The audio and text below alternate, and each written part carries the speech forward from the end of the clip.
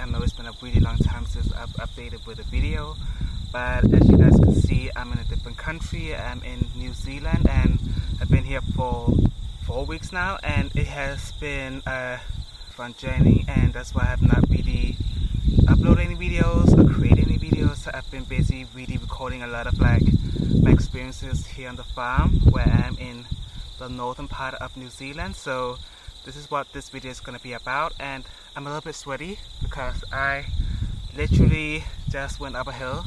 I thought that I would want to have this as a background and just the sound of being in the nature, and then having to sit in one of the rooms and record a video. I feel like this was like more fitting for that. And then this video I'm just going to talk a little bit how I got here, with what visa I'm on, and also how I found this place, and what my plans are for the next following months. So this is going to be quite so yeah, so let's jump right into it. So I'm here in New Zealand, and as you guys know, I was in Australia before, and my visa was about to expire, and I didn't know what to do because I was on a working holiday visa in Australia, which is like a good visa to be on if you just wanted to explore Australia for a year. But if you want to do something in the long run, it is kind of annoying to be on a working holiday visa because there are definitely some limits being on a working holiday visa in Australia.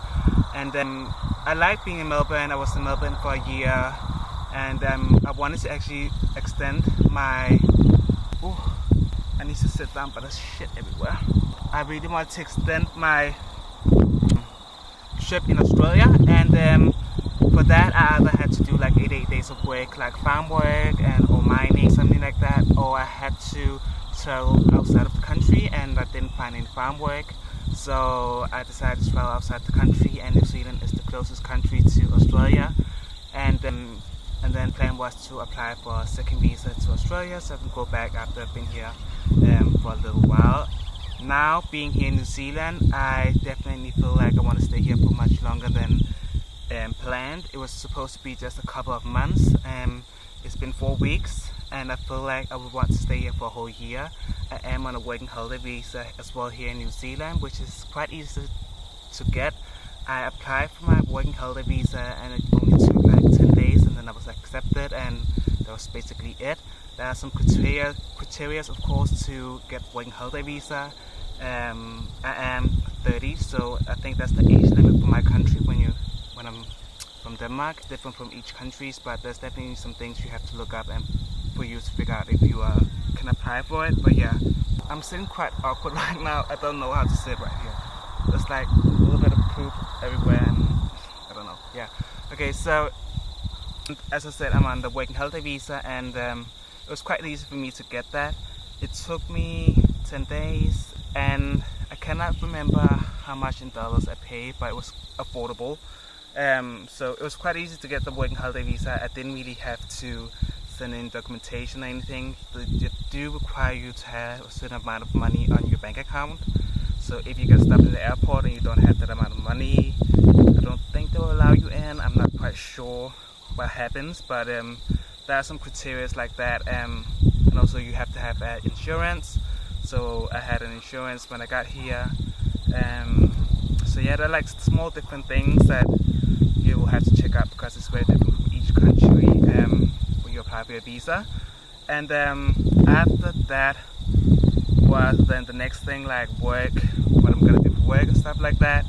I was a little bit stressed because I know the situation here in New Zealand is quite different from Australia. It's quite harder to find like paid jobs. You can of course find like smaller jobs, but New Zealand is like, it's big. There are a lot of people here, but it's also kind of, I don't know, of what I've just seen, it doesn't seem like a place to go to like for work. It's not a place you go for work. It's definitely a place you go to like explore the nature and stuff.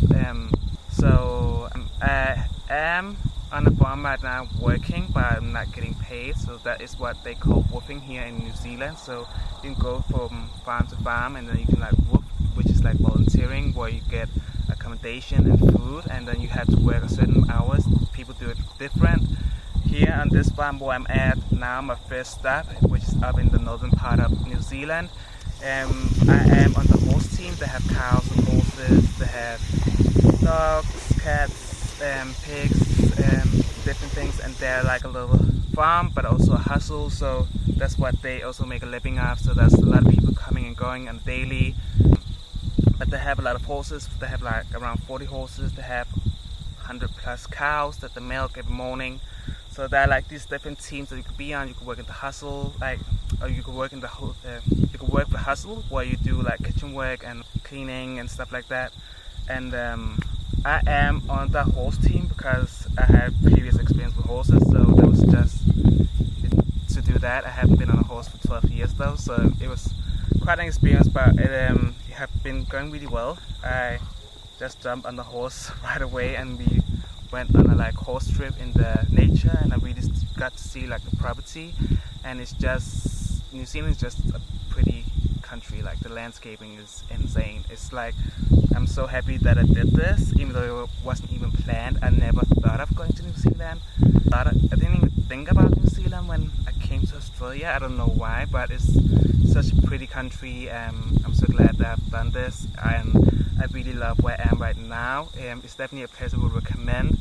But I will say one thing is like, and I was I kind of knew this before I came here, but there's a lot going on, and there's a very few, like the owners of the farm have a lot of responsibilities. So I will say this, especially being on the horse team, my boss, she also is the boss of the cow team, so the cows are like the first priority, and they have to milk the cows every morning and do certain things for the cows first. So the horses are like more like a second priority, and there's not been that much time for the horse team. So I've been very much like having to do things solo, which has not been a problem at all. I do know my way around horses, and I have been doing it for so many years when I did it back when I was younger, so it wasn't an issue for me. But I will say it's kind of a little bit of unorganized. I'm more used to like organized structure, but that's the only thing. It's not that I wouldn't exchange the experience because of that at all.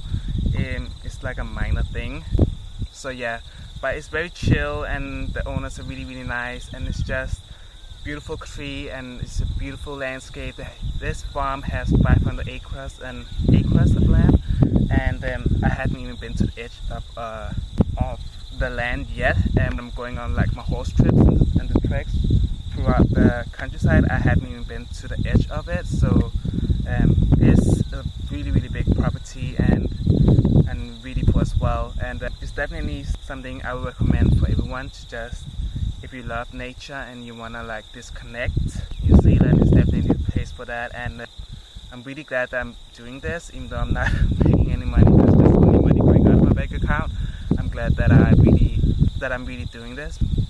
This is like one of the coolest things that I've done in a really long time, like without really doing that much. I'm just like literally just taking care of horses. Some days I've been collecting milk from the farm where they're milking the cows, and I've helped collect some cows as well, and having to carry small baby calves into the trailer. And it's just like so different from what I'm used to, and it's so much fun to do all of these things. Really different, but in a really good way. And yeah, and in a week from this day I'm filming, I'm gonna be traveling down south, where I will be working at a castle, and I'll be doing the same thing, woofing. So I will help construction workers renovate the castle. I do not have any experience at all with like renovating or anything like that, but it will be fun to do that and see how that's gonna work out. With that, it's gonna be colder as well, and we're hitting winter season, but I'm looking forward to it. My plan is to hopefully find a job when we get closer to winter season, so I can like, I've heard that some jobs down south you get a ski pass and then you can be skiing and stuff like that, and I really hope I can have that experience. That will just make this whole trip just like the icing on the cake, if I could do that. But I'll have to see and see how this goes. But it's just been an amazing trip. So if you think about going to New Zealand, definitely do it. A lot of people that I see and talk with do actually have their own what's called cars, so they can travel and see different places from the farm. I don't have a car. I did think about it, but there's also some things that are happening right now in my life that kind of hold me back from doing that, because I don't know what the events are gonna be the next couple of next couple of months. I'm done that, but I feel like when I'm coming down south, I might, oh, definitely if I get a job, I would do it, I think, because it hasn't been an issue up now because I've only been here for 4 weeks, and I've had like trips I could go with other people and stuff as well, which was crazy. So I've been able to get out, so it hasn't really been a problem up yet. Maybe it will be the next step. Maybe no one has cars, maybe no one will want to let me come along. So maybe that will make me buy a car. But up yet, it's been really good, and I could definitely see the freedom of having a car and how much fun that will make the trip. But I'm gonna hold back on that. But I totally forgot to say, I've been out diving. I've never dived before in my life, and not like that's like snorkeling. And it was like the water experience was so much fun. And I was a little bit anxious in the beginning, I'm not gonna lie, but when you start to relax while you're in the water, it gets better with time.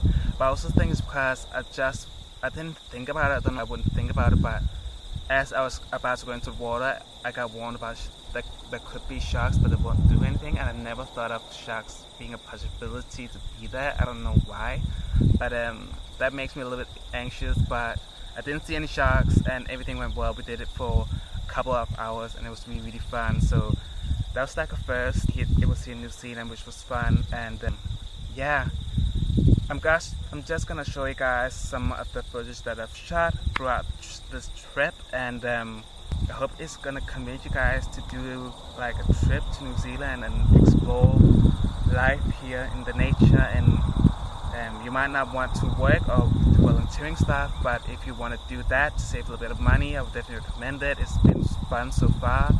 And yeah, that was it for this video, and hopefully I will see you guys a little bit more in the future. Maybe not, I don't know how this castle thing is gonna work out. Maybe I'll have more energy to like keep up with different events on media. There's definitely some things that I've seen that would be fun to talk about again on my channel. But yeah, for now, I hope you guys enjoyed this video and the footage of my trip here in New Zealand. And that was it.